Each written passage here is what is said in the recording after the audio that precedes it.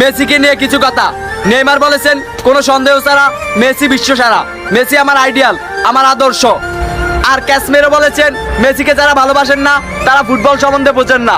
আর Mbappe বলেছেন Messi শুধু ফুটবলের রাজা নয়, তিনি মহারাজা।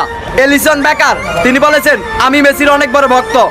আর কাকা বলেছেন আগামী 10 বছরে 10 জন রোনালদো আসবে, কিন্তু আগামী 10 বছরেও একজন মেসি আসবে না।